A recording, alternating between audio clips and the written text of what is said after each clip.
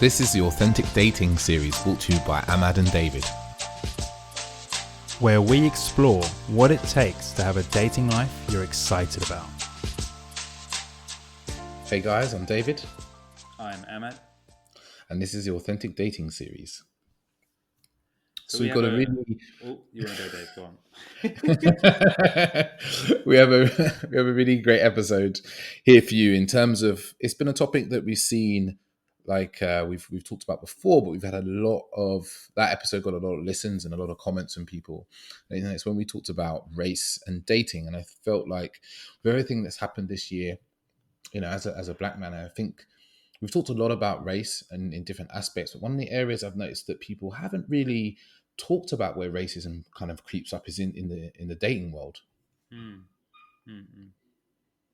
Yeah, and it's something which we know people are very interested in, because I feel we live in a society today where, you know, we have all sorts of interracial dating going on, and these are big, important topics that often don't get discussed. So yeah, so we invited Erica from what's it called, Conversations with Erica, to come on our podcast. We'd been on her podcast a little while ago, and we thought she'd be great. She's a lady from America, so it'd be nice to have a woman of color from America have a like slightly different perspective on dating to we do, and we really chow through a lot of topics. We were just like looking at them just now, and we realized we talked about all sorts. Like we talked about our own personal experiences of racism. We talked about things like having difficult conversations, especially when you're within interracial relationship. We talk about the racial filters on dating apps as well, and like whether those are, is it right or wrong that dating apps should have those on there. And we talked about something that I thought was an interesting part of the discussion was when people say I'm not attracted to X race, and like what that means, and I unpack that a little bit into like what does that really mean? What does that mean about someone? What assumptions and prejudice are at play and those points? So it's a very interesting discussion for three people who have slightly different ideas, which is beautiful, right? That's how we learn. Yeah, I mean, I love the sharing of ideas and learning about really getting to understand the different perspectives that come up. From hearing your stories, her stories, and even sharing my own stories around dating. And we know everyone's got their own, and so it's important to know that that there are differences, and it's important to know how to express your own differences and how to embrace others. I think there was a lot shared. I think between David and myself, for sure, we know we've dated many different cultures, so it's always interesting to note what one has to experience. When one adventures into unknown cultures, and it's quite exciting. So yeah, a very fun conversation, and with a very important message around understanding each other and compassion for every person out there. Just having, and also like best ways to kind of tackle these things, and actually having, how do you have a relationship that works across culture, across race? It's actually not as difficult as sometimes people think, and it's not always as easy sometimes as some people think. I know that sentence might feel like it doesn't say very much, but it says everything that needs to be said. Yeah. So before we get into the episode, I just want to make a quick announcement. We've actually got a new course coming out, and we've just defined the title. If I could just find it now, actually. We just got it. It's really cool. That's it. The hidden power of emotions. Yeah, because we went through a few different iterations, and it's the hidden power of emotions, where we're going to be teaching about emotional awareness and how people can harness emotional awareness to create peace of mind in their life. It's like we've really been like a lot of the work we've been doing recently with men that we've been coaching is around helping them be more emotionally aware of what's going on for them.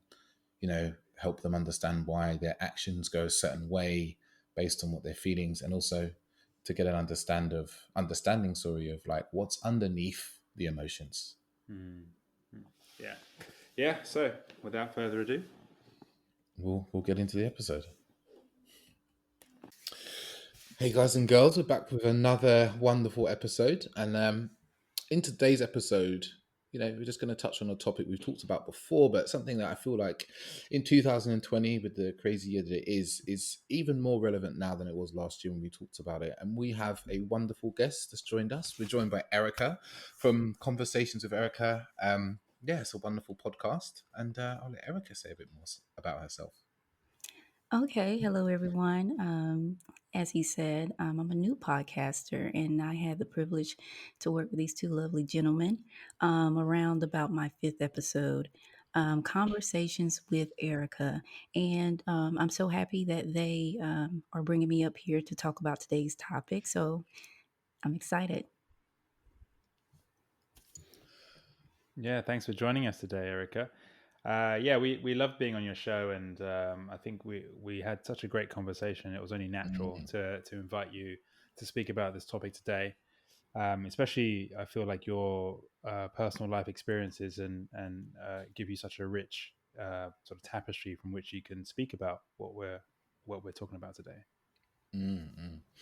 So, because yeah, so I guess the topic of race and dating is something that I've talked about for years. Actually, I can go back to the years, AJ, when we used to coach guys, and I always remember, working in London, you got a real array of men that would come for coaching. You get black, white, Asian, and when I say Asian, I kind of mean like South Asian, but you also get like East Asian guys as well. And there's always this idea for the non-white guys is like, oh, but white women don't want to date us, or and every so often you'd meet guys and they had a particular ethnicity of woman that they liked, like maybe they liked Indian women or Pakistani women, or they liked African women, and if they weren't that, then there was a concern of them being able to date those women. And I found from my personal experience that I've just been very open to all types of people. It's just how I move through the world. But I know that everybody doesn't kind of exist in that way. And for me, as my personal experience has been, I've had to meet parents of various different races, whether, my current partner is from Europe, from mainland Europe. So meeting her family for the first time was an interesting experience. I've met very quite posh British parents before who probably didn't expect their young girl to be home bringing back a black man from East London, and it's just that um, different experiences of weaving between race and dating and even going back the years. I remember when we first started doing online dating, it was quite common to see people's profiles and they would say what races they didn't want to be Mm. contacted by. Mm. I remember seeing like Indian women who were like, I only want to speak to Indian guys, or like white women who would say, I only want to speak to white guys, or white women that only wanted to talk to black guys. So yeah, I've had a real range of experience from that point of view. AJ, what do you say your experience has been? Mm. Yeah, it's interesting because I know obviously my experience is quite unique in comparison to, as you say, the world at large. But I feel like because of where I was brought up, the school that I went to, I was always in the mix. So despite the fact that I also have that feeling of like, given that I'm brown, I'm not as accepted in the dating realms as other colors. Um, it Because of my experiences, I also had that from school to buffer that feeling of being an outsider. Because I grew up in a predominantly white country, and so I always felt a bit like I'm on the outside. I have to fit in, or that I don't fit in 100%. And so I'm always playing the fitting in game. And but yeah, I feel like mostly for me, dating became more about challenging my own perspectives and understandings of other people's cultures. Because whenever I've dated, especially outside of my race and culture, which I feel like is pretty much 99% of the time, I've always encountered new experiences, which was just like, wow, okay, this is new and different to what I'm used to in my family home. How about you, Erica? Um, I would like to talk about, yes, when online dating first came out, people were very to the point of what it is that they wanted or who they wanted to date. Something that was interesting to me was if I saw white person saying they prefer to date white people. That didn't really raise any flags or anything. But was what was interesting is if I saw someone who looked like me who said they didn't want to date someone who looked like me. Mm, mm, So to me, or if I saw someone who was stated they were Chinese and said they didn't want to date someone who was Chinese. So to mm, me, it was very interesting when someone didn't want to date someone who had the same background or culture as them. Um, but yes, I kind of just assumed that people, because I look at it as culture, and I know it's probably superficial for some people, but I think about culture. And sometimes people want to date someone they feel more than likely relates more so with them in a culturally, right? So that's what I looked at it as, and I didn't really take it for anything, but it was just really interesting. It always made me curious, like, to specifically say, have so much passion to say it, because you don't have to mm, respond to a message from someone that you're Mm. not interested in, but to outwardly say, hey, I'm not interested in this group of people. That really caught my attention. It's interesting. I before we started before you started speaking, I'd written down the term internalized racism, Mm. and it's something that I find the way you put it, Erica, is really good. It's like that if you feel so strongly about it that you're saying I don't want to date these people, and I think say for instance, as a black man, if I wrote on my dating profile, I don't date black women, like that's quite a statement to lead with. Actually, to lead with that statement, it's a very and I've it's not something I've seen on dating profiles from probably like 8 years. I remember going back those days; it was very quite common to see, Mm. and it's almost. I think it goes one of two ways, right? And this is probably definitely my opinion. I think there's a level of internalized racism there where do you feel that all black women are a certain way? Like if I'm a black man and I say I don't date black women, do I believe that all black women are a certain way and I don't want anything to do with women that are like that? Um, that's one thing in there is like, do I have a dislike for my own culture in some way as well that I'm trying to push away from or move away from? Mm. And then also there's the other side, which is, do I hold other cultures and other peoples as being superior to my own culture and people, right? That I would refuse to date my own people and only date people of other cultures. Mm. And then I think there is one other element in there, which I want to have a conversation with a girl I knew from university actually, and she had, she said she only dates black guys, and I really asked her. I was like, "So you only date black guys?" She goes, "Yeah," and she was a white woman. She was from Canada, and I really dug into it with her, and I was like, "Is it that you only date these guys, or those are the guys that you meet that want to date you?" Mm. And she was like, well, actually, it's a bit more of that then. I said, so you would date a white guy if you met him, he was attractive, blah, blah, blah. She was like, yeah, but she goes, those guys don't really talk to me. And when I do talk to them, there's not that same connection. I was like, so actually what you said isn't necessarily true. That's just like, you actually placed a false perception on yourself that isn't necessarily, is limiting you to a degree. Mm. Mm. So I think those are the ways in which I've often seen those statements. I don't know what you guys think. Mm. That's a good point, because I've spoken with people, and like, say for instance, say we have a black guy who's into things that might not be, how would you say, stereotypically associated with things black people do. So if he's Mm, into anime, if he's into whatever it may be, um, he may find himself in circles where the people who are participating in these particular activities may not look like him. mm, And kind of like what you said with the young lady, maybe his interest just put him in certain circles that the people that are close to him, that's usually who he ends up dating. Other than just saying, I'm not attracted to this group because of whatever reason. But talking to some people, they say, my interests are this, this, and this, and usually women of this group, they don't like that, or they might laugh at it. So sometimes it's a defense mechanism, you know. They don't want Mm. people to question why they are interested in this, or why they dress that way, or why they listen to this particular genre of music, why they don't know this particular artist, because they should know it. Mm. So they go to areas where they feel more comfortable, where they don't have to, their identity isn't questioned. Yeah. Mm. Yeah. That's a really good point. That's basically you just described me. That's exactly how I feel. I've moved through the dating world. It's like growing up in a very strict culture, or what I felt was a very strict culture, a lot of rules in my household, religious Islamic household, lots of rules, and so when I started dating, I'd often date outside the culture and outside the religion, and I was seeking a sense of freedom and a space of non-judgment, essentially a space where I could just be, be Mm. who I am, say what I want to say, and not be told, oh, you shouldn't say that or you shouldn't do this.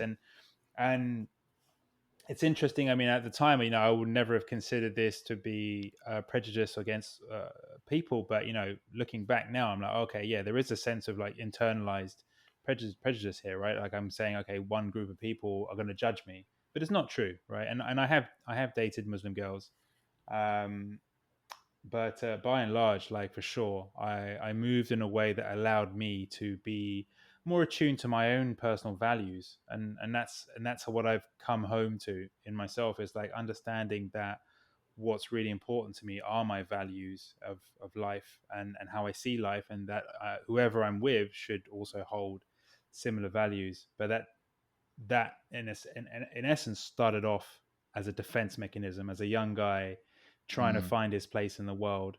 um, and I think, yeah, for some people perhaps they take that to an extreme where it becomes essentially a form of hate. Mm. For me, I don't think it was ever a form of hate. It was just mostly, maybe it's going to sound cliche. It's like it's not you, it's me. It's like that whole, it's not you, it's me. It's me that's trying to figure things out. But I definitely see that. I definitely see that's how I made a lot of the choices I made, dating wise, and why I pursued certain women over others, and probably why I haven't dated as many Muslim girls. Mm. Mm. Mm. Yeah, I think it's been a mixed bag for me, actually. I think there's been times that I think there's something that I really unpacked with, like, I've been speaking to a therapist for the last 9 months. I think we talked about it, and I never went with any particular issues, but one of the things I wanted to talk to him about was race and my own feeling about my own blackness. And it's amazing how everything's kind of unfolded in the last 9 months, and it's a lot of has come up around that, just having conversations around that. It was like, like, I don't feel like I'm very black. And this was a really interesting conversation, and my therapist is white, actually. It was quite interesting to have that conversation with him. I found that really interesting because it's almost like, for him, he was like, but you're black, so how can you not be black? And but then he said, you know what, I've had other black men come to me and have exactly this conversation, so now I can also talk from what I've learned from dealing with them, and also dealing with other white men, because he said this is a problem that most people of color face in some way. We have this idea that this is what we should be like as people, and if we're not like that, or we're too white, that's been leveled at us, imagine many people before, it's like we then somehow feel like we aren't good enough in some way, and then that reflects on our choices. It's like, I think it's like, as AJ was saying, I remember being about 24, actually. And I don't know if we were working, but I was in a club in central London. And I remember talking to this black girl, and I was like, she was like, what do you do with yourself? And I was like, I like to travel. And I was like, I'd been to Russia not long before, and like China and stuff like that. And her words came out. She was like, black people don't do shit like that. And I was like, oh yeah, because I'd had other family say that to me beforehand. And it's one of those conversations I've had a lot in my life, that people say to me, it's like, black people don't do that shit. I was joking with a friend of mine a couple of days ago about pumpkin carving, and I was like, I was told as a child, that's not the shit that black people do. And you know what? It's incredibly damaging for us to tell our children this, right? Because they then go through their lives and they internalize it and go, well, I'm not black enough, so I need to fix up or whatever. And yes, I just thought that would be kind of relevant to what we were talking about. But it is really interesting that, we like internalize these things. And it's like, well, of course you're a Muslim man, AJ. You are. There's no like kind of, and of course I'm black enough because I'm black. I am a black man. This, anything else is just a construct of the mind. But it's like we do this. Yeah, we definitely do that. I just I just smile on the inside, and take it as, just something, because people do that internally. In each culture, they do that. Mm, I used to live in Okinawa, and you don't see people walking around with shoes on in the house, right? mm, They leave their shoes at the door, and that's something that we adopted, when I moved over there. And so you may hear, say they come to my house or they came to my family's house, and they may lean over and say, "We don't do that." People mm. do stuff like that because there are common things within cultures, and I just look at it as, I don't even know what to call it, like I don't know, little things of endearment. I don't know. I just take it and I smile with it. Now that young lady that said that to you, was she joking or was she serious? I think it was more of a statement about how she saw the world. Okay. It's a long time ago now, and I just remember it. And it's just like when I look at it now. At the time, I was a little bit younger and a bit more sensitive, but I really got. She was like, that is her view of the world. If someone says that to me now, I will either, you know, smile and go, yeah, cool, I get that, or I'll say, yeah, but that's how you see the world, and this is how I live. hmm you know. she lives in a small box. It says a lot Mm, about her mindset, right? Because I went skydiving, and plenty of people mm. told me we don't do that. I've done. You know what? you I've been know, skydiving too. Wow. so people say, well, they was looking at my parents and they was like, where did she get this from? My mama said, not me. So, someone say, black people don't jump out of planes. I'm like, well, I was black that day when I jumped out that plane. Black people don't jump out So, of planes. Wow. Yeah, yeah. so I feel yeah. like you could write there must be an Instagram account out there called like shit black people don't do, with pictures of black people doing that shit. Yeah. Oh, that Like, would be so. You should That'd be start fun. that. Y'all so smart, man. Listen, y'all steal all your ideas. skydiving, traveling to like Eastern Europe and countries Not just in like traveling by themselves. traveling by themselves. Yeah, yeah, yeah. Mm-hmm. And you know what? Not even traveling by yourself. It's like just going to hostels and cheap places to stay. Like no 5-star luxury hotels, like no chauffeur, cheap buses. And yeah, that's definitely something I got told a lot. Like that's not something black people did. Like when on my travels, I spent 2 years traveling in 2015 to 2017. And I think my first stop was India.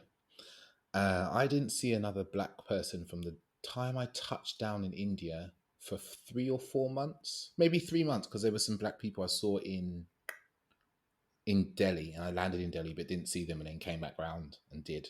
There's quite a lot of Africans living in Delhi studying, but everywhere I went, I was the only black person around. And when you're in India, I don't know if you've been, Erica. When you are different in India, people are very sure to make sure that they get a good experience of looking at you. So staring, like I've got this great video of being in, I feel like it was in Rajasthan, maybe it was Jaipur, and we were at a temple, not a temple, like one of the old, I want to call castle, but the word, I just can't get it right now. And there's a guy and he walks past me, and my ex-girlfriend was there, and he started staring, and she happened to start filming him.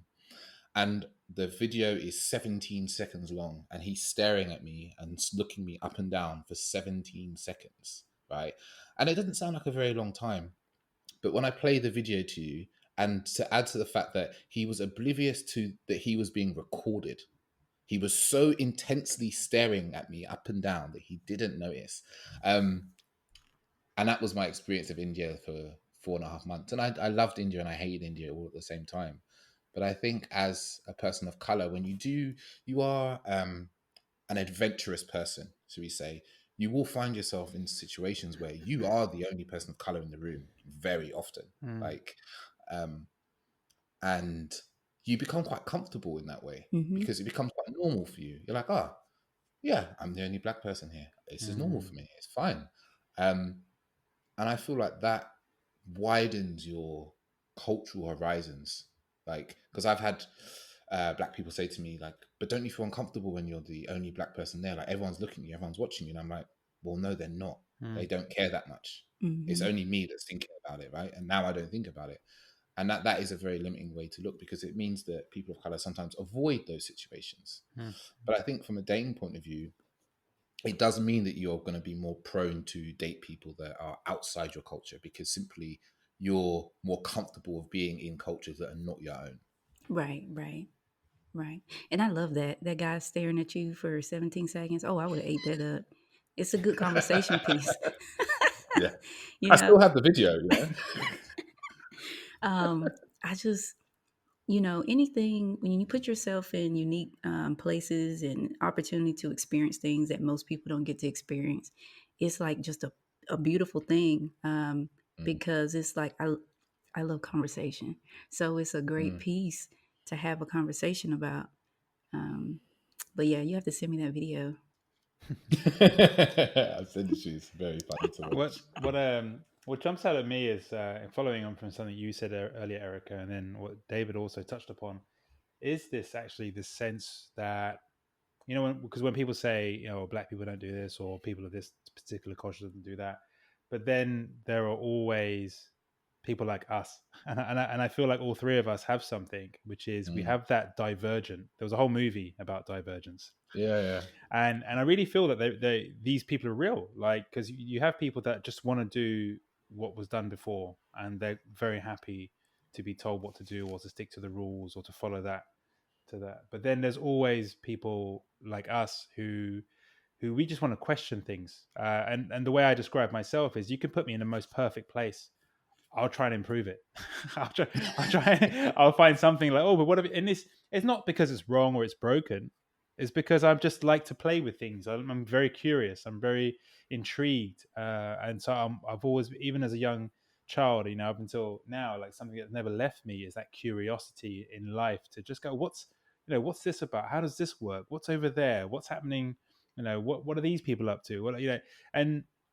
And I think that is something where we start to break away from race, and we start to look at, like, different types of human, different type, the way in which we just are. There are people like us all over the place, and perhaps there's a little piece of us in many people, right? But there's different types of people, and our curiosity, whether it be, because I like to have three people on a Zoom call who've all done skydiving. That's and who've all put themselves into precarious situations, traveling or otherwise. It's like there is a thrill for adventure. There is something that, because skydiving is an interesting one. It's when we did it, David, like, or that time back then. It's quite a while now.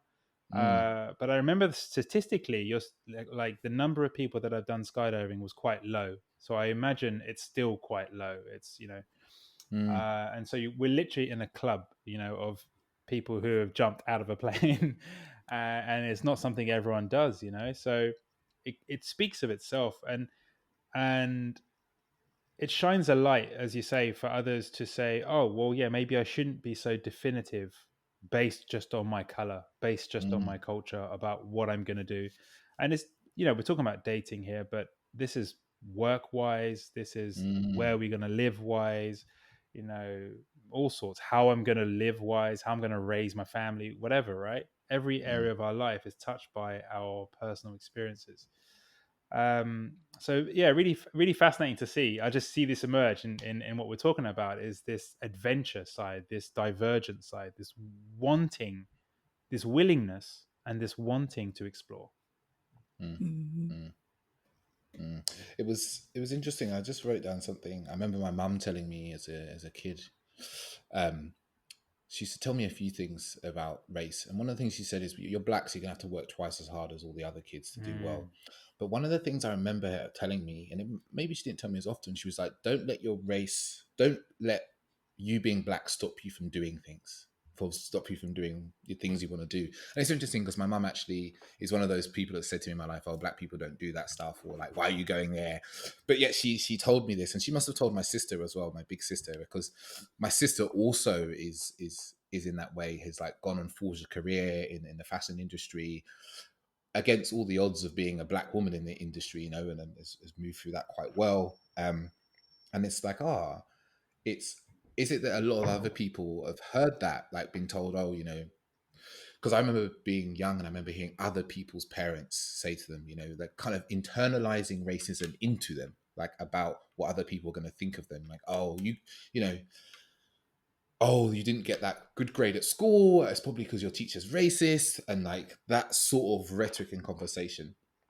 And it's like, is it also that we are told as children not to date people or not to even really look at people that are outside of our race, because maybe we're told that, oh, they won't want to date you. Like, maybe I can imagine scenarios out there that there's parents that have told their children, like, no, you shouldn't date anyone who's white because their parents will be racist. Yeah, maybe, it it depends on where you are in the world, Mm, because like I'm from the South, and so my parents, grandparents, great grandparents, their experiences shape somewhat of what you believe, and mm, so you may say things whether it's directly or not, to your children, in your way of trying to protect them from something, you yeah. know, because there's a concern there that you will have to deal with some things.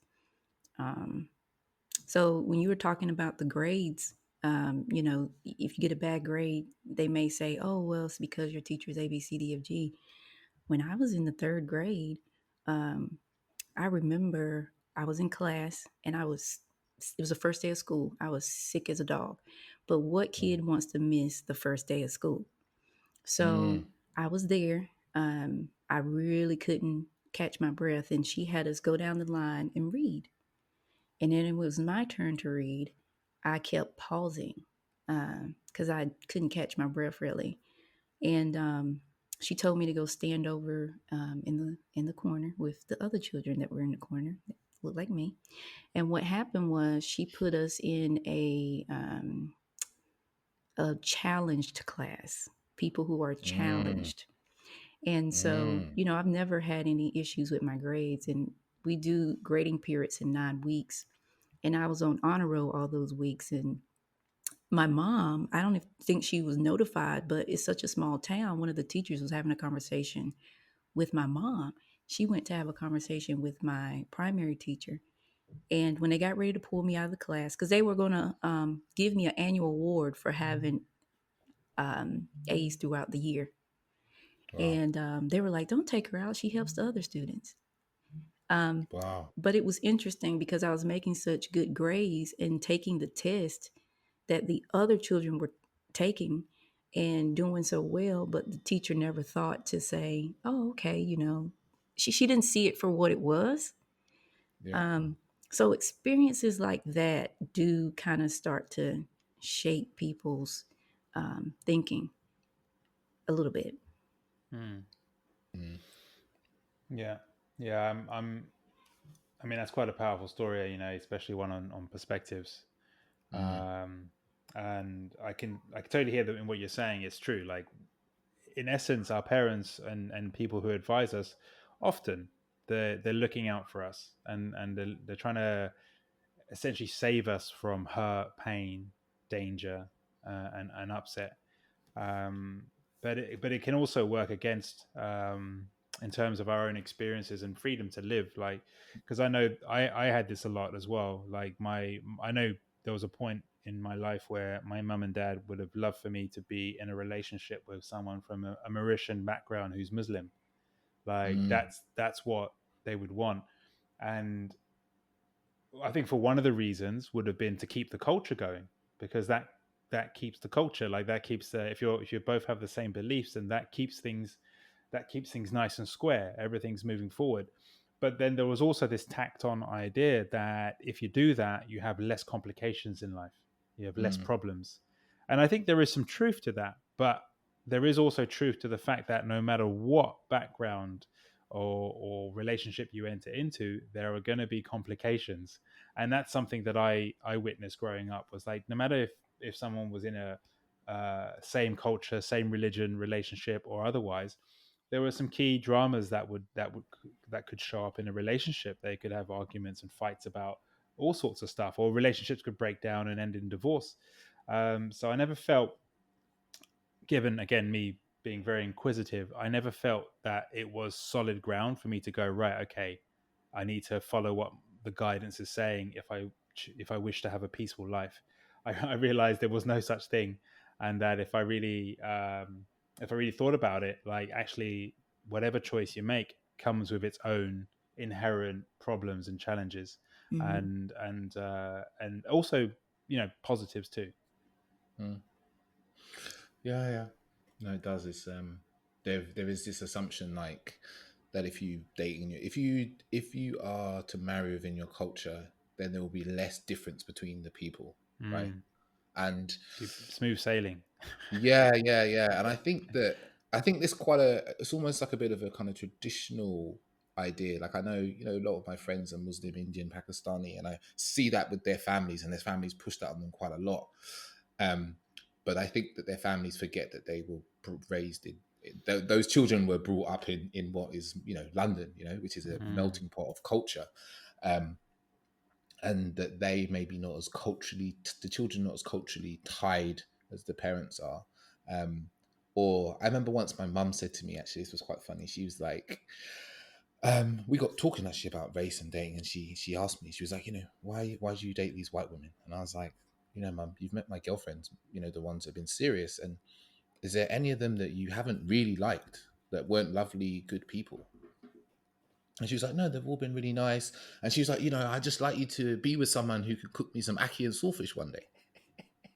And I said, that's cool, Mum, because you can teach her, whoever she is, you can teach her to cook ackee and saltfish. It's fine. And I think there is that idea from parents. It's like they want you to, because their belief is that's what's best for you. That's what's going to be better for you. And I think also there's a part of it that feels that they feel it's going to be better for them as well, right? Because maybe for them they have different experiences. Like my mum would have came to the UK from Jamaica in the 70s, and that's a very different time of London to it is now. That would have been the years of the National Front would have probably been in quite active, and that would have been that was the right wing party at the time. The various ideas that black people were lesser than, racism was quite rife. So the way her view has been shaped is slightly different to mine growing up in 90s UK or 2000s and so forth. So it's like a really different perspective there. And it's like the issues you arise with your family actually is a big one. And meeting family, I think that's an interesting one. I've met plenty of like white British families, walking in as this, happy-go-lucky black man, and you kind of see the parents' faces, and you're like, oh, they didn't expect this to be happening, but they're riding out well. They're being very nice, they're being very kind, and it's a shock for them to a certain degree, right? But I've never had any particularly bad experiences, if I'm honest. I've had like some strange questions that would kind of, as I say, in modern times be classed as microaggression. But from what I would say, people who are very well-meaning and are just trying to have conversation, trying to understand and know things. I can think to an experience I had in Australia, actually, AJ. I think I was telling you this story the other day. I'm going to tell this story. One of my ex-girlfriends, I met her auntie, and the auntie was having a conversation with my then girlfriend, and then turned to her, and I'm not going to say the Australian accent because I think that's slightly geography for me to do that. But she was basically like, I've heard that these black guys, they've got really big ones. Is it true? And I'm sitting there. I'm sitting there, and I'm like, wow, wow. And my girlfriend at the time, I think she kind of like chuckled and like brushed the question off. But I was like, wow, that's the first time that's ever happened, like in front of me. You know, you have some odd times happen. I find, well, it's to me like it's a little disrespectful because some people say, I'm just trying to learn, I just want to know. Mm. Not really, because they know what's appropriate and what's not appropriate. Because if you was to meet them in another setting where your parents were there or where Mm, your sister was there and it was like a dinner, they wouldn't probably ask that question because they know it's not appropriate. And what I Mm. yeah. find sometimes is when people have me alone and they feel very comfortable, they'll ask me Mm, questions like that. mm, And then they chuck it to, oh, I'm just curious, I just want to know. No, it's not. you know it's not that. Because if we were in another setting, you wouldn't ask me that question in front of people, mm, other people who may look like me. You wouldn't do that because you mm, know the perception of you behind that question. mm, mm, So that's actually been one of the things that makes me think, oh man, I don't know if I want to deal with something like that. But I definitely will judge a person based off that person and weigh the pros and cons of dating that person. But meeting the Mm. family has been one thing that's always in the back of my mind, because for mm, me, I get that just being in the world, not dating these people, whether it's somebody I work with or whatever, asking me ignorant questions.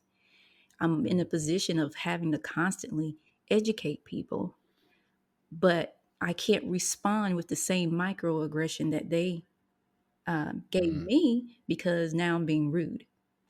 Yeah, Even though they asked yeah. me the question, I'm being rude. So having to constantly balance that and control my own feelings, even though I'm being, how would you say, disrespected, is Mm, exhausting. So then I have to think, well, if I'm dating, do I really want to have to do this in my private time Mm. too?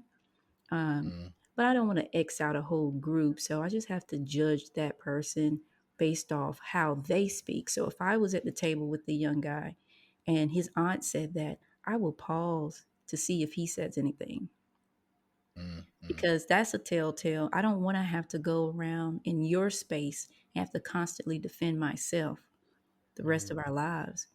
And how he responds will let me know how this may be in the future. And if he mm, responds and he says, "Hey, it's 3 o'clock. It's at 3 o'clock in the afternoon. We're having dinner. That's not appropriate," you know.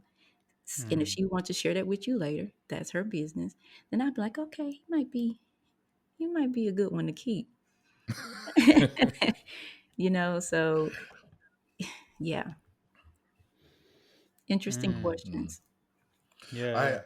I've always had this idea, and I think, and this is maybe something that I've just kind of taken on, is like that instance is a very unique one. I kind of laugh about it now, to be honest. I took no offense at the time. I just really was like, this is fucking crazy. But I like to create an environment where people can ask me stuff. Like, I'm an open person, and I like to have an environment around me where people feel they can ask questions, and they maybe even here to ask me questions that they're not sure if they're appropriate or not, and they're because I think sometimes when I've been doing a lot of conversations around race with my work, and I always say this is like, because how do people learn if they never can ask a question? Mm. Mm. And I know it's a very fine line, and this is my perception for me, is and I don't really put this on anyone else, because I want people that I know to be able to honestly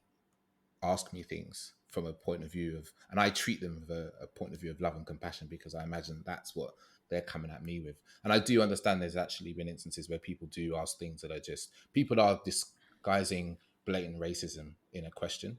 I've Mm. definitely had that, where someone's gone, "Oh, well, you're going to know about basketball, right?" And I say, "Why would I know? I'm British and I live in London. We don't fucking play basketball." Mhm. you know. But it's slightly different when it's a slightly more, what would I say, a true question, and it's a Mm. very hard balancing line, I think, to get right. You, Yeah, because I was actually wondering, Erica, as you were saying it, it's like,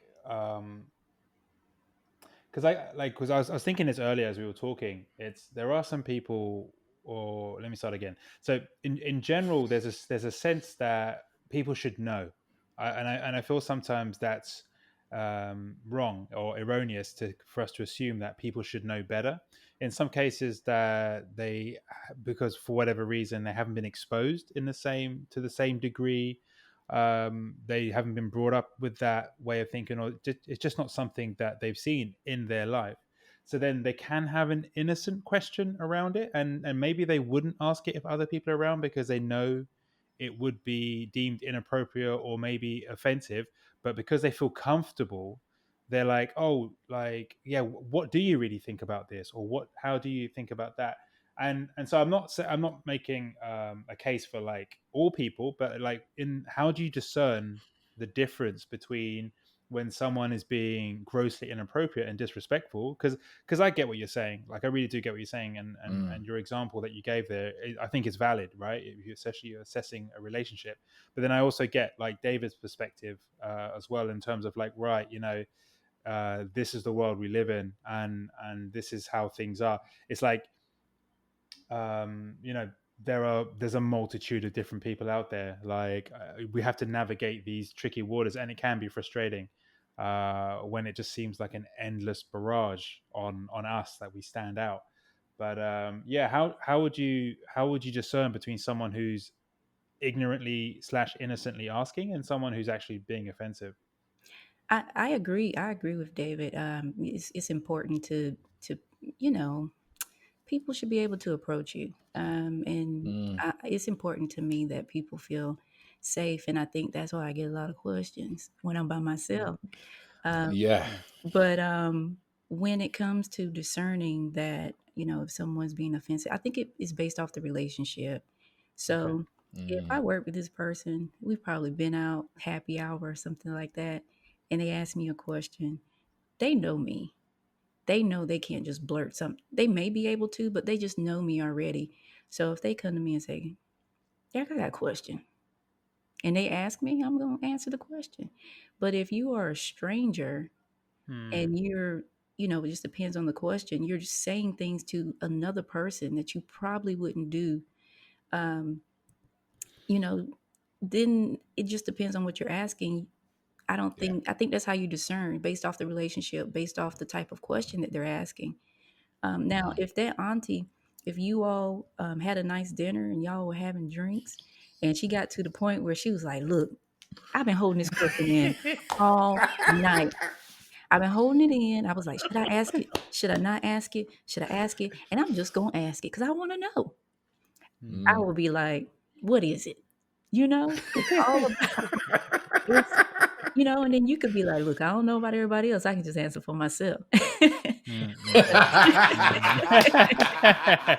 you I know, don't speak for all people. I don't speak for all people, but certain someone at this table, you know, and that's Yeah, fine. Just treat me, yeah, yeah, yeah, yeah. like a person, and to add to that, I'm all good. I'm all good. Some days are better than others, answering people's questions. But one thing I thought, as you mentioned earlier, when you talked about parents saying, "Oh, Black people don't do that," we've gotten to the point where we put ourselves in environments and we do activities that expose us to a breadth of different opinions and things of that nature. And sometimes when I'm having a conversation with someone, I sometimes realize that they haven't done that.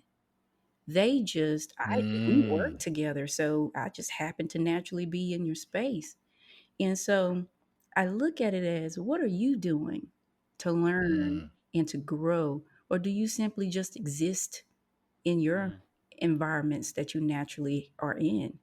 And that to me impacts how I feel about the person asking me the question, as well. Because sometimes people don't expose themselves to different things at all. And they just happen to passively be in an environment with someone who may look like me or just doesn't look like them. And they haven't done the work. And I hate to say work, but they just haven't stepped outside of their bubble to Mm. understand anybody who doesn't fit in that bubble. You know what I mean? Yeah. Yeah.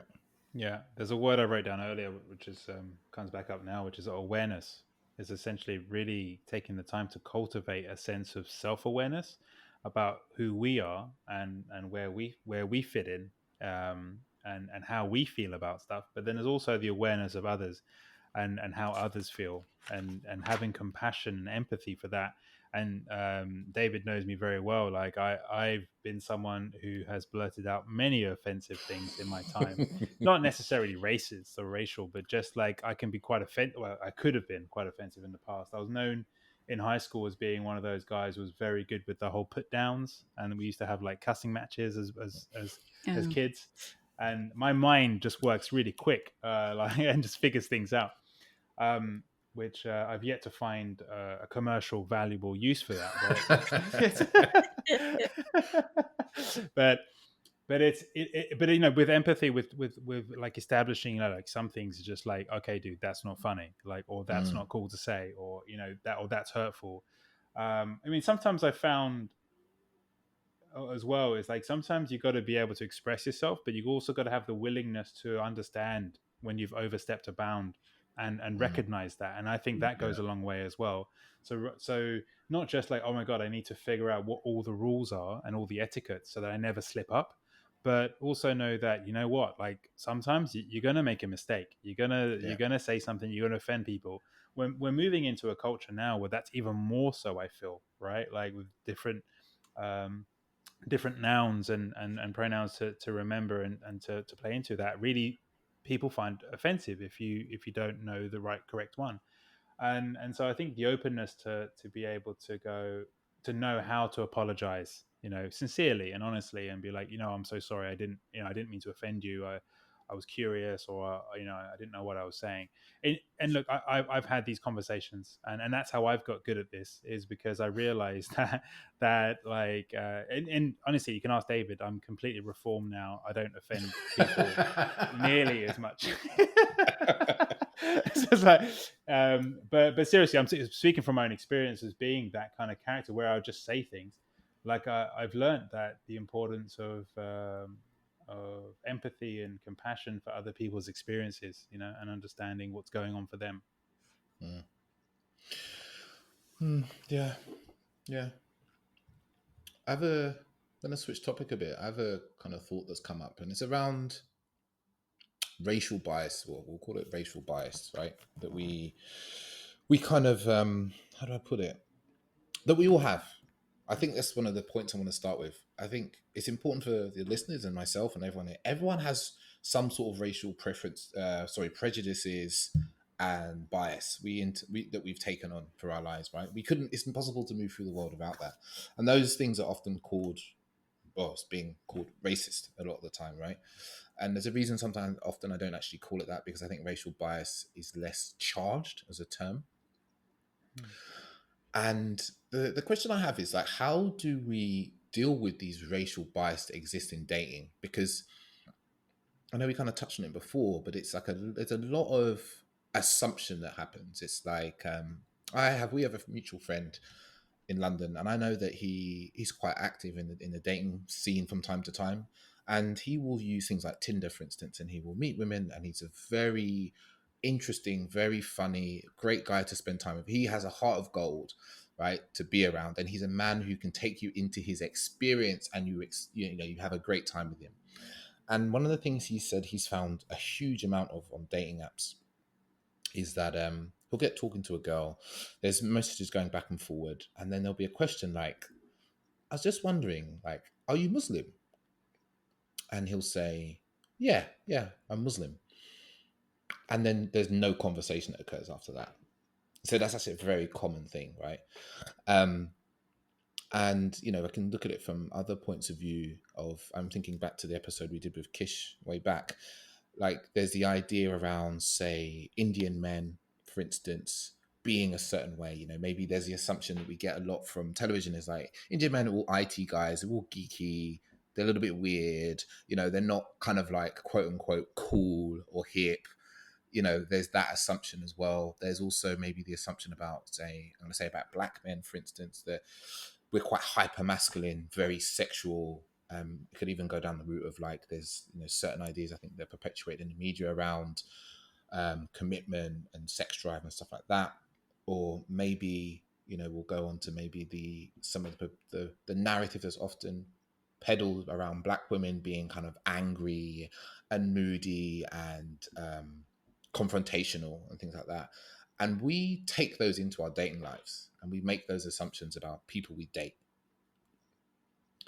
And it's one of the areas that isn't challenged in people actually very often, though, is in dating. We forcing people to challenge that in their work and how they interact with people. But in the dating world, we just kind of pass it off as preferences, dating preferences. But it's like, how can we push people to start to challenge those dating preferences and actually acknowledge that there is racism, there is racial bias. So many layers to that. Yeah, I know, it was a long question. No, not that it's a long question. It's just so many layers to that, because especially if you take it to online dating, I mean, it's pretty much a catalog, and there's so many people. So how do you refine it? Yeah. How do you refine what it is that you're looking for? Because there's so much to choose from, and you can't really override sometimes people's actual experiences and their perceptions of those experiences. So I don't know, culture plays a big part in it. Something that one person may think is being cute and witty, someone might think of that as being extremely sarcastic and rude. So it's their perception of that experience, and culture could have a big part in that, depending on, I came from North Carolina and then I moved to where you are.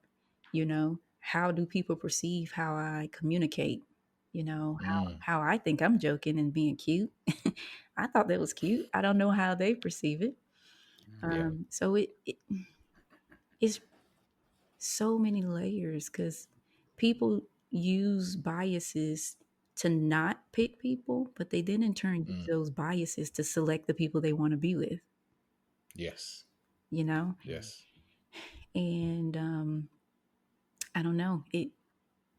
It's just so many layers. There's people out there who've truly had bad experiences, Yeah. and online dating is hard. I think a person is more likely to step outside and be more open in a face-to-face environment, Yeah. because there's really no true connection to people online, and people put a lot of time and investment into conversations that go absolutely nowhere.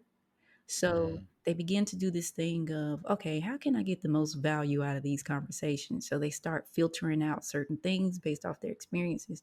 But if we were at a happy hour or lounge and a young lady that you probably would not have swiped right on or whatever starts to have a random conversation with you, you may entertain it more so than online, you know?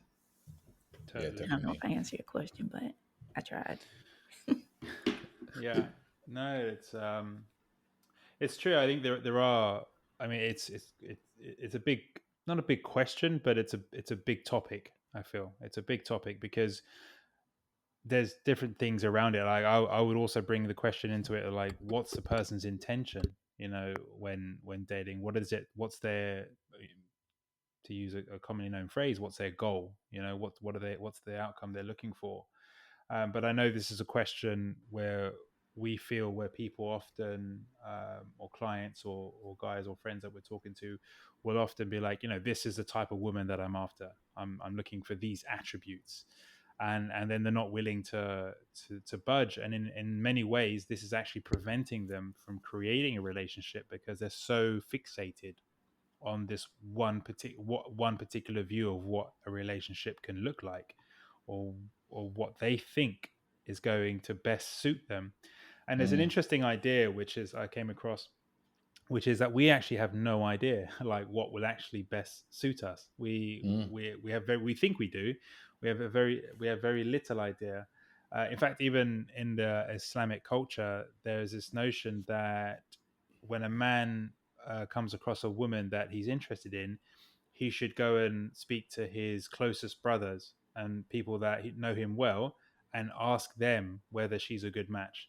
And the reason why is because a sense of like our own shadow, our own egoic drivers are playing in our biases, in our choice making process, and are getting in the way of us actually finding someone who could truly be a good match. And so in that sense, it's like what you were saying with the online dating. We feel like it is a catalog, and it's like, well, there's so many options here, so why am I going to look at things that I don't think I'm going to be interested in? And yet at a party, and I agree with you, at a party or in a face-to-face meeting, you're going to pick up on the essence of a person just by seeing them, and you're going to be drawn or attracted to someone based on who they are as a person, not just an image and a description.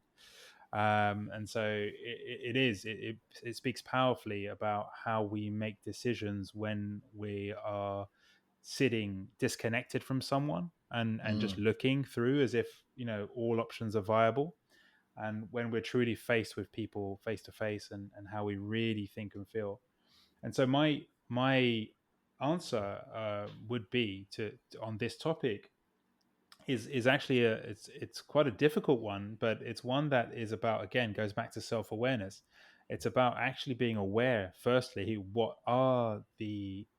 is the impact on your choice making that your culture and your upbringing have had, and to actually explore that, to really understand like how that is helping you or hindering you from making a choice. So like for me, for example, I can openly say that, yeah, I was defensive when I was young. You know, I was like, that was clearly what was going on. Like I grew up feeling like, oh my God, all these rules and regulations, I feel very stuck and lacking expression. So defensively, I dated outside of my culture and outside of my race, seeking for something different, seeking for freedom, seeking that values. And now when I look at it, it's like, okay, so I could date within my culture and race, providing that someone met similar values, like within the culture and race. Is not nothing to do with who they are, you know, and where they come from. Rather, nothing to do with where they come from, more about who they are. See, that's what it starts to boil down to. And this is a big thing for me, like nowadays, is around spiritualisms, about understanding self and the humanness in people, not just looking at people for how they appear, or, you know, or the tribe that they come from, or their affiliations, but actually who someone is. And, you know, I think my relationship speaks of that massively. Like I'm engaged to a woman she's French. She had a Catholic upbringing. She's not very religious, but she is spiritual. We both love traveling. You know, we're both like free thinkers. We both support each other as individuals, and we both observe our own boundaries, and we observe like when we're overstepping boundaries, and we discuss things openly. And it's things that I'm like, wow, I feel very fortunate to have a relationship where I feel that I have told her things that I probably wouldn't tell 99% of the world, you know, but I feel very safe inside of that relationship. And it's taking a lot of understanding myself and what I truly enjoy to get there. Yeah, I think for me, it's like it's opening people's minds, right?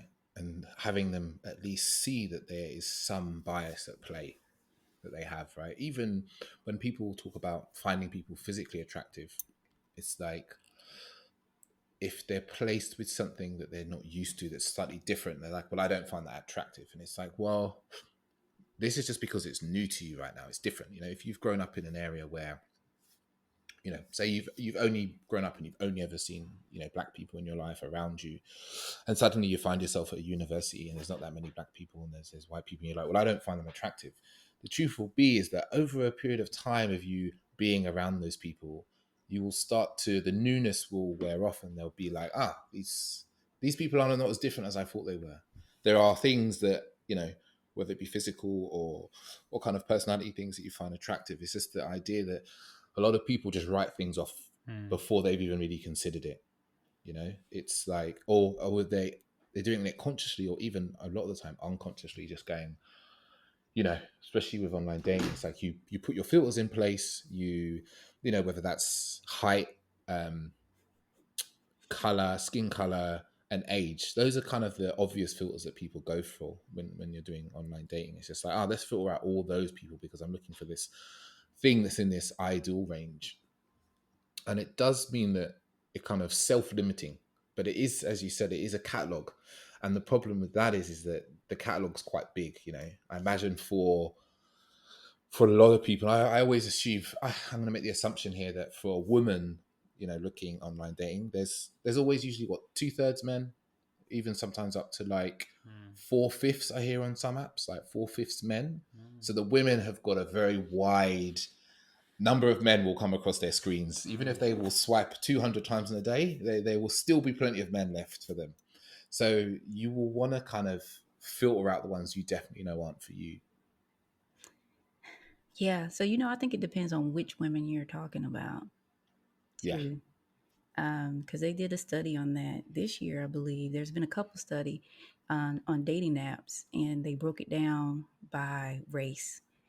And there is definitely a significant difference in men and who they are pursuing and who they are sending messages to Yes. on the dating apps. And that plays right into what you were saying, or what you two were saying about the biases maybe that are associated with particular groups of people.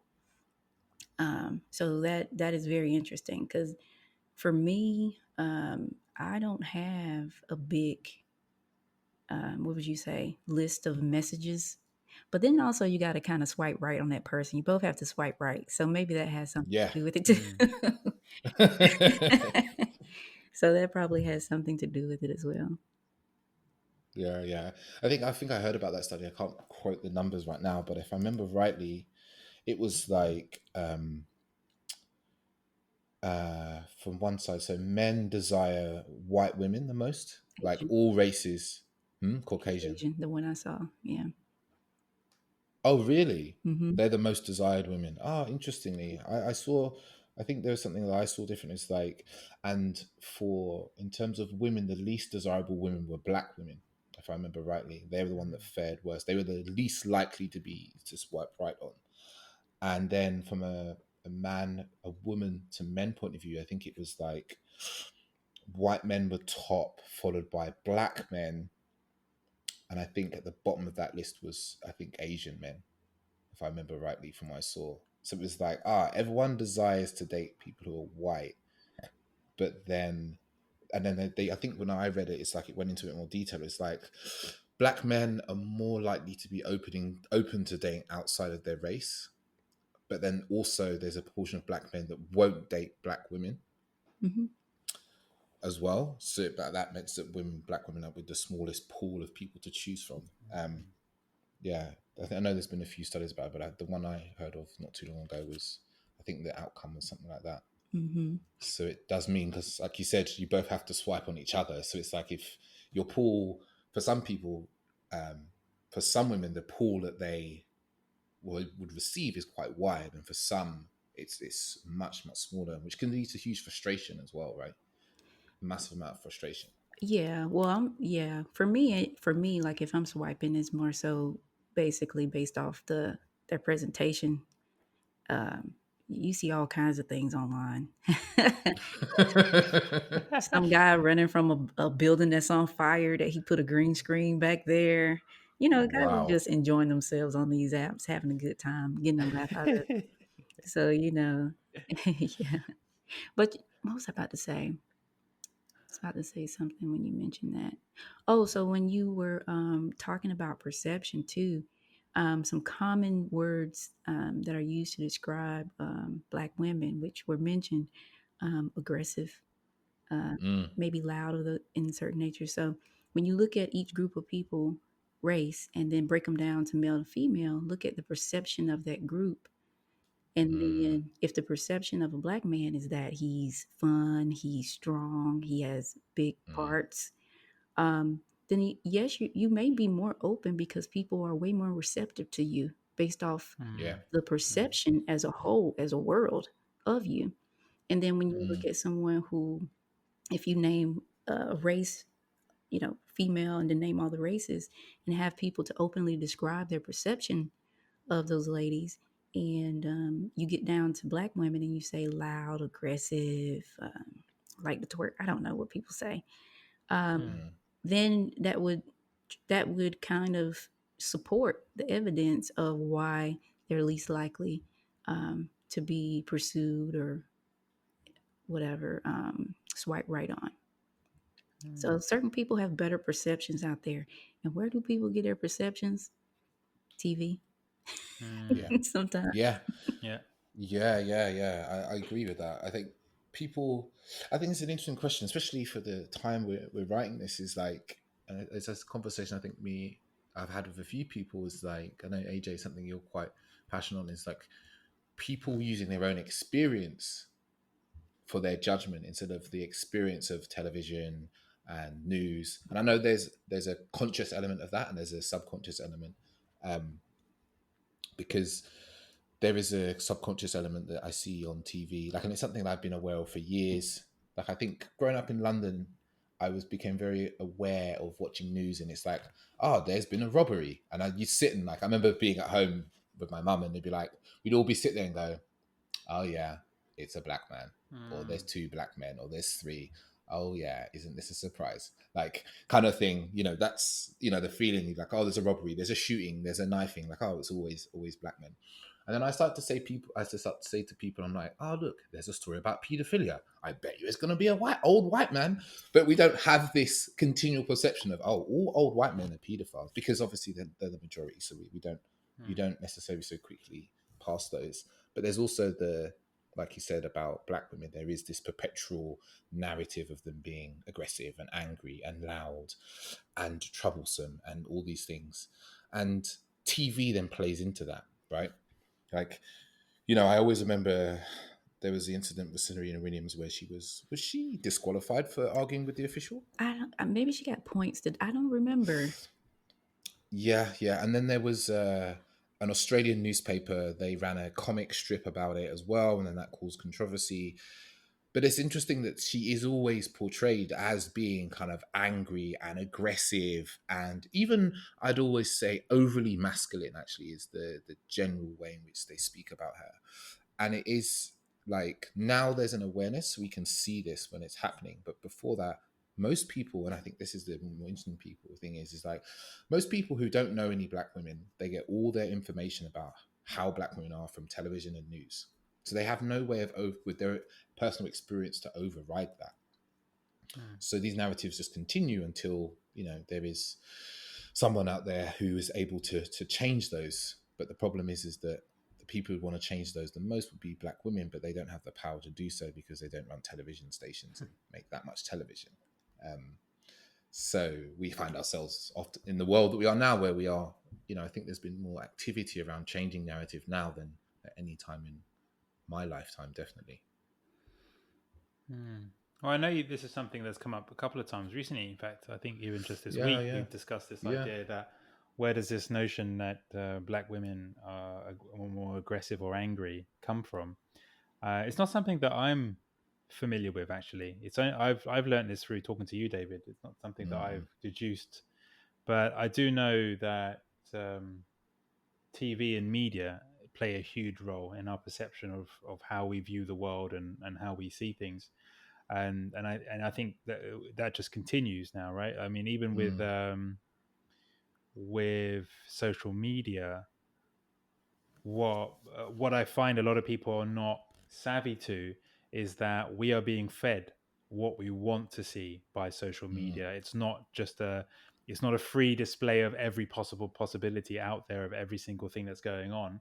No, we're shown what the algorithm thinks is good for us to see, or that we want to see, because it wants us to see, it wants us to use and to continue to use the device, right? So yeah, so even there, we have to be very mindful, and actually go out of our way to seek information about things, to really discern. But I'll be interested to know, like, where this idea of angry black woman. Do you know what just came to me? Is Tom and Jerry? That is Yeah, actually one of them, but I yeah, think it Tom and goes Jerry. even Yeah, further back than yeah. that, isn't it? I think we, I'm trying Wait, to think. just so in case people don't know, but Tom and Jerry, is a cartoon about the cat and the mouse. I don't, Erica, do you know what we're talking about? Oh yes, come on now. Yeah. Yeah, Well, I yeah, don't yeah, know, yeah. I don't know, like, just in Oh case. no, that's a oldie but goodie. Yo, no. Yeah. But there was Mm. always, and in Tom and Jerry, why that sprang to mind is because in Tom and Jerry, whenever the cat misbehaved, there was an unseen black woman, With a broom. who with a broom or a rolling pin or something, trying to hit the cat. And I'm wondering now if that's just it, right? Because that's all it takes sometimes, right? It's just a few examples that we see on media, and then we're like, right, that's it. That's in the brain now. That's how things are. But yeah, sorry, David, you were going to say? Yeah. I'm always thinking, for some reason, that there's an American movie that pops into my mind. Is it something like The Making of a Nation, or Is it Bertha? Who's in it? What's about? yeah, is it Birth of a Nation? It's a Yeah, really yeah, old movie, right? oh no. You mean the one where um Yeah, I know what you're talking about, like a black and yeah. white film. Yeah, and it kind of displayed black men as like being stupid and drunken and eating fried chicken and that sort of thing. And it was like one of the first blockbusters, right? I think in the States, this movie, and it was it almost financed by the KKK or something It as was well? it was Oh very wow. big, and they were pushing it because they were trying to highlight what they wanted the perception of certain people to be. So Mm. it was heavily advertised and marketed. Yeah. So I know that, where does this come from? With black men, I know the whole thing about them being hyper sexualized. Like, some of that comes from slavery. I know there's a big part of that comes from slavery, about black men being very strong and being very able to impregnate many women. I think there's definitely a narrative that come from there. Like, I know there's a book that I've read around British history, actually, post-war British history, and it talks of when black people from the Caribbean would come to the UK, sorry, that some local organisations, we call them political parties, they put out flyers into people's houses to say, there are Caribbean men now moving into your area. You should be careful. You should lock up your wives and girlfriends. These men have very high sex drives.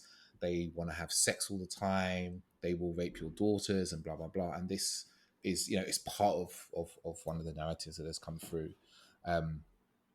The angry black woman narrative, I'm not completely sure. I do feel like there's an element of TV. I feel like I'm trying to think of a show or two in like 90s TV.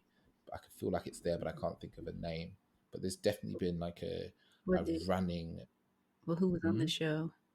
I What can't think. or what was it, like all ladies, or was it like I'm thinking like it's maybe like a mix. 90s show? That's, Like in like yeah, a like American show? yeah. Martin, Living Single, Different World. I remember Different World. I don't remember. I do remember Different Worlds. Wasn't that like a college campus or something? Yes. Yeah, Different Worlds. I keep trying to remember that show and tell people about it, but I keep Different Worlds, and I write that down so I can find that Mhm. online. But yeah, I think it's quite an old narrative, and the media play into it quite quickly and easily whenever they feel that to be the case. Like, then there's even, I'll be straying off a little bit here, but like, I know in the UK, one of our MPs, is it Diane Abbott? Like, she has faced like very strong and outrageous racial abuse her whole career as a woman. But whenever she speaks up about it, it's like she's painted as like being a bit complainy and moany about it. It's this, but I think that's also something that happens to women in general in the Yeah. media. There's that narrative around women complaining, which is as old as the Bible, I imagine. as a narrative that's been played out. You have to be very aware of the shell that you're in, because Mm, people talk about, well, I should be able to say this, I should be able to do that. Okay, but in order to be successful in the reality that is now, understand who you are, how you present to other people, so you know how to deliver your message. I remember mm, I was at a training, and it was a small group, and there was another black lady in the group, and we would have all these roundtable discussions. And I pulled her aside one day, and I said, "Hey, I agree with everything you're saying, but I just want to let you know that with this group, the way you're delivering it is probably coming off as ABCD." mm, So one day we had to do, they wanted us to do like feedback on everybody. So we got on a little computer. We did a feedback. Unbeknownst to us, the next day, they came in, handed out paper. And on the paper was what everybody had said about you. They thought it was going to be mm, anonymous. And when it came down to her name, she was sharing it with me. And they said those keywords. They said aggressive, and they said that she came off like she had a chip on her shoulder. mm. And when you present that way, how they think you're going to present, anyways, it kind of discredits what you're going to say, even though if it's really valuable stuff. And you have to Yes. understand that when you walk into a room. And like for me, I sometimes what I look like may precede me, and I'm very aware of that.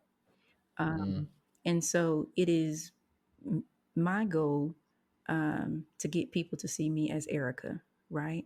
yeah. And how I conduct myself and how I respond. But people need to be aware of the reality that they are in, and the shell that they are in. Um, I, Another example. Sorry, I got another example. No, no, go for it. So one day I was at a meeting, and it was a scheduling meeting, and everybody was talking over each other. And the person who was most senior, young black lady, silenced the room, and she said, "Hey, this is what we're going to do because this meeting isn't productive. When we get back to the office, the guys were using those words." Mm, I said to one guy who brought this up, I said, we have to be very careful of the perception we have in people of people who are in certain shells and frames, mm, because I've seen someone in this very room walk out of a meeting and throw papers everywhere, and nobody said a thing about this guy mm, who did that. Because when guys present in a certain type of way, oh, they're being assertive. He was mm. supposed to do that. He got control of the room, right? And the Yeah. person who did that was the person I was speaking to. So, you know, it's like for her, you have to understand she did what she was supposed to do. Um, and I've seen him, do what she did times 10, like you times 10 in a room full of people. And nobody said a thing. They shut up. I was Mm, like, oh my gosh, yes. So yeah. yeah, yeah. This is something I've been really aware of in my life, and especially actually in dating and relationships. I've been really aware of it. Is like I don't really get angry. Like AJ's known me a long time, and it's very rare that I get angry because I've always been like, as a black man being angry, I will scare the world, and the world would think I'm dangerous in some way, and I can't be dangerous. I need to be calm, collected, well spoken, and blah blah blah. And it is this awareness of the labels which we are labeled with by other people, not necessarily the labels we place on ourselves, and how we will be perceived. And I'd say in a dating point of view, it's meant that I'm always very, if someone goes on a date with me, I'm really chill. I'm like, and I'm for someone who I am never kind of aggressively sexual, because I always feel like, again, as a man, I always feel like that is a really horrible trait to embody. Like one can be playfully sexual, or how else would I put it? Subtly sexual, and it's like that's refined. But this kind of overt, kind of aggressive sexuality is not something that I would personally like step into, because I'm aware of the labels of the world and how people already have a perception and they will take that on. Mm-hmm. And I think that's something in dating that we all kind of have to be aware of, which is, and as sad as it is, it's like you having to kind of be aware of who you are, but also being aware of how people may assume you to be. And you need to find a interplay in the middle. And part of me doesn't like that, because I would like people to be free to be how they want to be. But I also think there's an element of managing how you're perceived in the world, because especially as you said, Erica, it's like if you're going for success, whatever area that is, maybe that's dating, that's work, you have to a degree manage other people's perceptions. And that's exhausting. I think they call it code switching. Yes. Code switching. Yes. Mm. Code switching. Oh, code Yeah. switching. Yeah, where you're like um you're always so hyper aware of your surroundings. You know exactly, it's a kind of chameleon. Like you're able to go from your house, like, I literally can do this. I go in my house with my mum and she's talking patois to me and I'm replying in the same way and we're laughing and joking and being loud. I get in the car and then I drive to a nice shop and I'm like, oh, excuse me, I'd love to I'd love to try on these jeans. Where do I go and do that? Like, I just switched into this other way of being. And then I'm with my boys and like we're talking in other ways, because you understand exactly the your environments and you move through those. But then you also have to do it, and they say, I don't know, I personally don't find it exhausting. I think there's just different parts of my personality that are at play, and I don't think I'm actually probably quite unaware of it, of it Yeah. personally. I mean, I just see it as a way to move through the world, that to is be understood. that's exactly how I feel. Sorry, I was just saying. Yeah, I mean that merging, I would call it. Like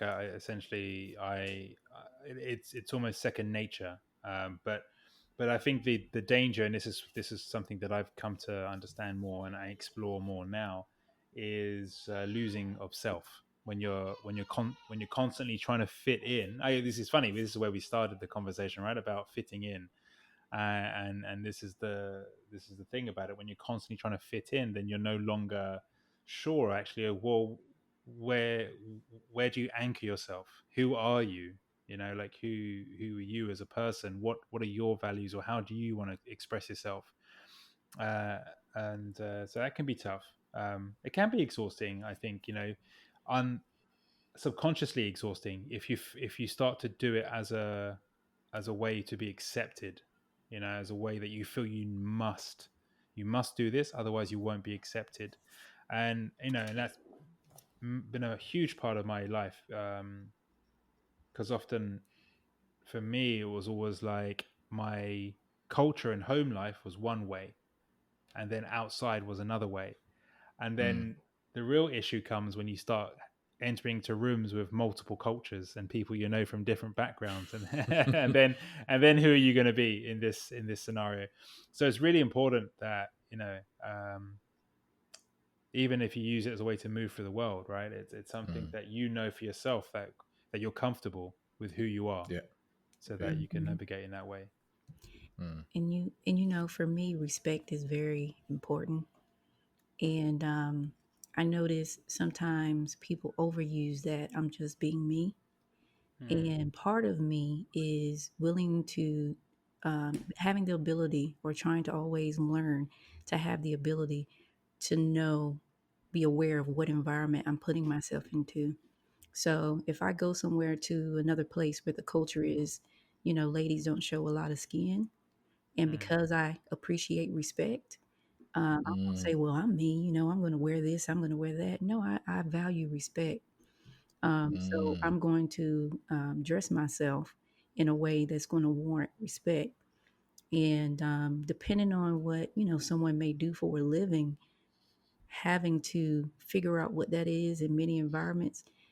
Um, for me, probably the work part probably would be the part that is more so um, exhausting. And Yeah. that's a big word, but at moments it's like peaks and valleys. So it's not consistently that way.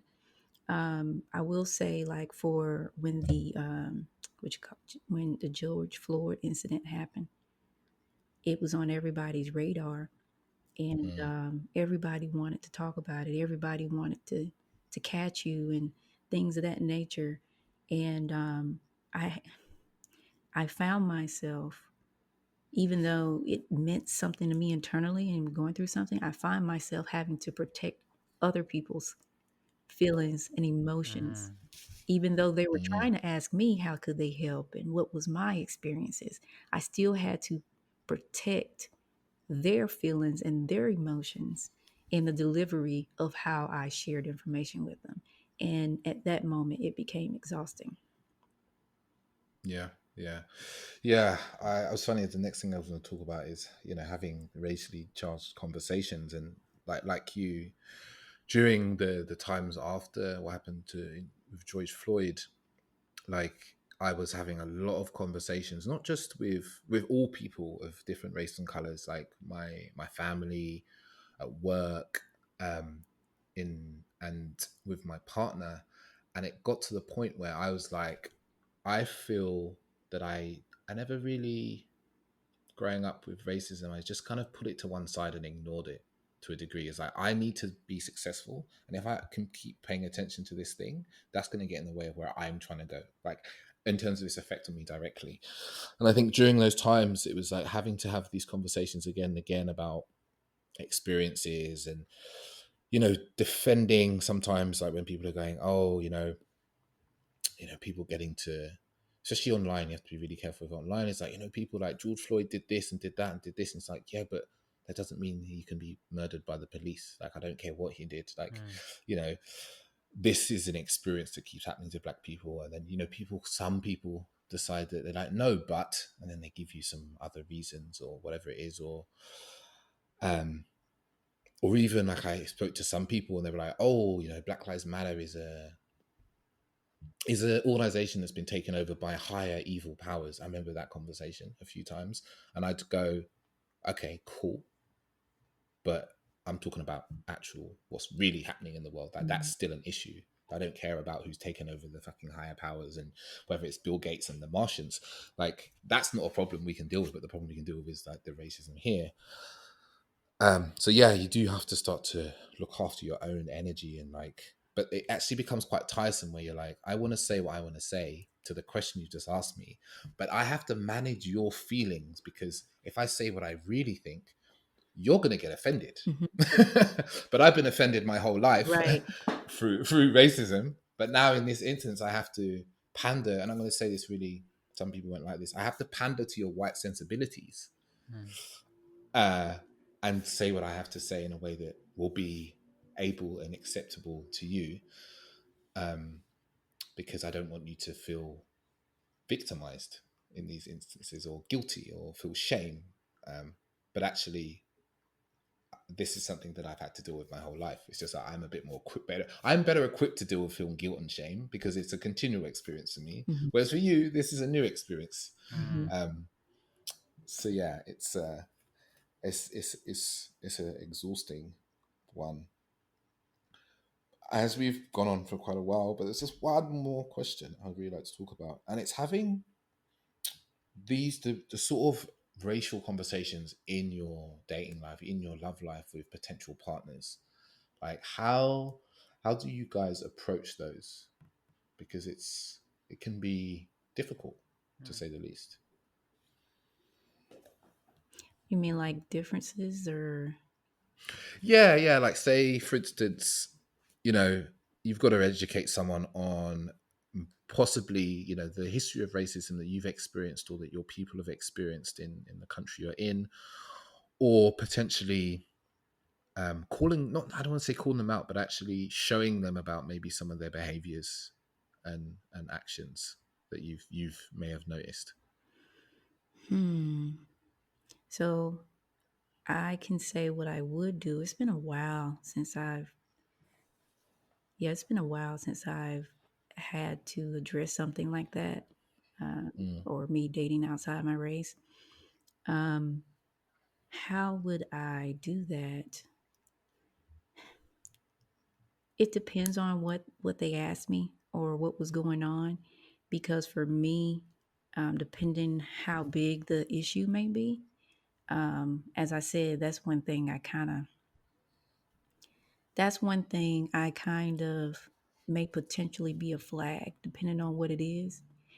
Mm, Because if someone knows that it's exhausting for me to have to do that in the outside world, if I come to you or come to my home, which is my area of peace, mm, and I'm trying to share something with you, and the conversation turns into me explaining to you the foundation of the issue, I can't even just tell mm, you what happened because you're having a hard time understanding what got me to why I feel that way.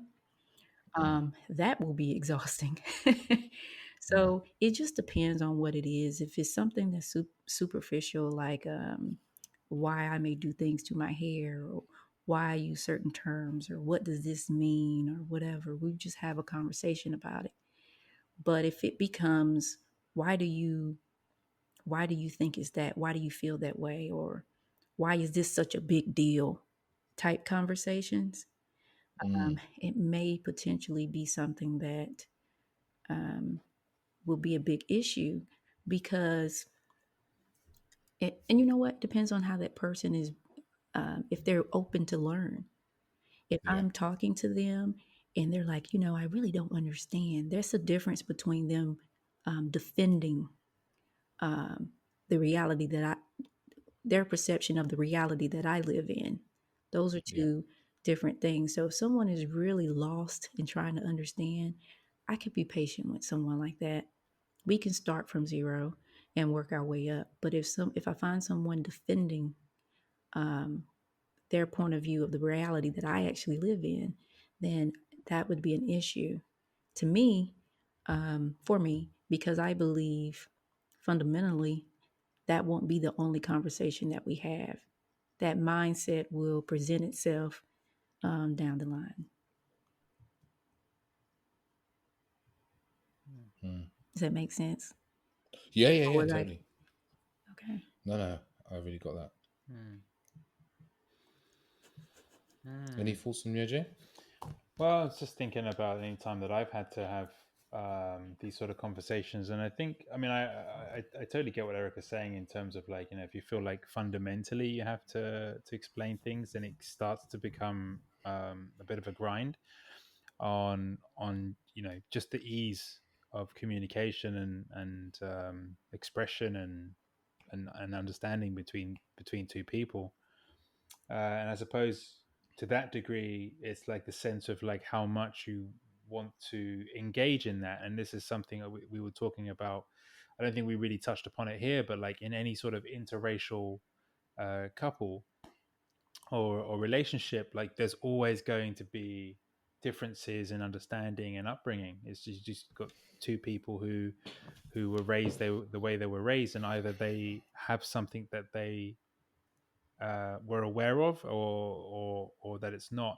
And so for me, it's sometimes it's a case of a sense of patience with that, and just saying, okay, well, this is how it is for me, and just explaining what my experience is. And that has been a thing, like for me in my relationship with Chloe, is like really explaining why things are a certain way for me, or how things came to be based on my upbringing. But I always take it back to my experience. I always explain things from, well, this is how I experienced things. This was the stimulus, and this is how I responded, and this is how I see things now. It helps, obviously, that and it's probably going to be least helpful for people out there who are not in a relationship, but it helps that I'm in a relationship that that that I have such an open dialogue, that I can communicate, but that is a value of mine, a value that the ability to speak freely and openly, Mm, and the curiousness as well. So yeah, that does make things a lot easier. And I'm just thinking, expanding though outside of the relationship and more towards family, because I'm often in situations where there'll be people that won't understand my my background or my beliefs or why I do things a certain way. And again, I always bring a lot of generous amounts of patience with these things, because I'm aware that this is all just my experience, right? But I'm aware that I'm entering into something which is, and I own that. Like, I own that I've entered into a relationship where these sort of things will come up, and I think that's a really important factor in any relationship, really. But especially where you're going to have huge differences, is that you really have to own what you're getting yourself into, and that there's going to be lots of questions about who you are, or why you do things, or even some people who are afraid or concerned. And that's also been a case, I know, in my relationship with Chloe, and also others, they where from her side someone finds out that she's dating someone with a Muslim background, and then they have questions, or they're worried, especially with everything that was passing through the news until recently. And so it's just one of these things where I have to just acknowledge for myself, like, give a sort of buffer for that. I can expect these things to occur. And you know what, I suppose as well, just with the experience, I'm now 36, like, I kind of expect some of these as well. I'm not taken completely off guard. I'm expecting these things. So I'm very similar to you, David. I kind of laugh most things off. I don't take things too personally. I recognize that not everyone is going to be on the same wavelength, and I appreciate that I'm different. I've had a lot of these conversations, I guess, in the last months with my partner, actually, and it was a point of, like, after what happened with George Floyd, is they're going, this, you might just see this on the news today, but this happens every month. This is happening every month. And the reason why my reaction to it might seem like, to the initial incident, I think it's what I saw was, I remember there's a video, I think it's the young man who was running out. He was out running in his neighborhood, and he was confronted by two white men with a shotgun, Oh, and Ahmad. he ended up getting was it or Ahmad. and yeah, yeah. And I showed her that video, my partner, and she was like, this is terrible, like, she was very visibly shocked, and I was quite, like, want of a better word, just like, a bit blasé, because I was like, this is happening all the time. Every month there's a video like this. And she was like, this is terrible, why is nothing being done? And I was like, because it's black people and no one cares. Like, the powers that be don't really care. And then really getting into the conversation with her and explaining my life experience and how, these the small differences in treatment, and she was aware of a lot of these things, actually, and explained that. But actually, I kind of told her to go a bit further and was like, we're together, and if you see a long-term relationship from this, from what we're discussing, that's obvious, then you should pick up some education material, some books. And here's 3 or 4 books I recommend you reading. And she went off and read one of the books, and it really enlightened her. She learned a lot of things that she didn't know, because she would have never had the experience of going through it. So I think there's that part that just worked really well. But I also think sometimes, just like talking with people about your own personal experience goes a very long way. And to say something into what you said, Erica, is like, when you're talking about your experience and someone feels that they feel the need to defend the reality and go, yeah, but maybe that was just this, and this, you're kind of walking into dangerous territory, because this person is invalidating your experience. Mm-hmm. And if you're with someone who is invalidating your experience on a regular basis and defending, like, not anybody they know, just reality against your experience, there's a name for that, and it's called gaslighting. Right?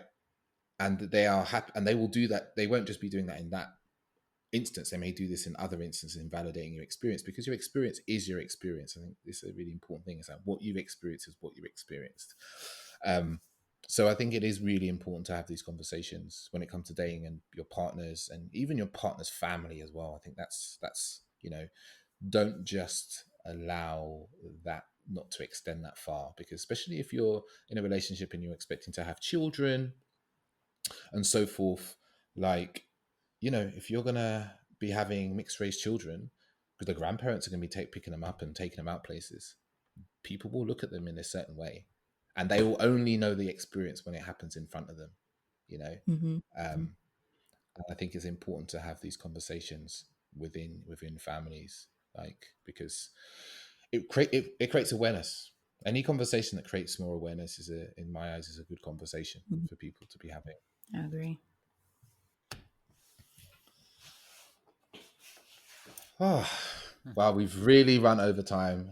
Apologies for taking up over time. It's just one of those topics. I think it just, people's experience comes in. It can be very charged, but it's been a really beautiful conversation, because I feel it's really centered around compassion and love for the people that we come into contact with, and like not being angry and defensive, but actually realizing that people have blind spots and that they're sometimes completely unaware of them.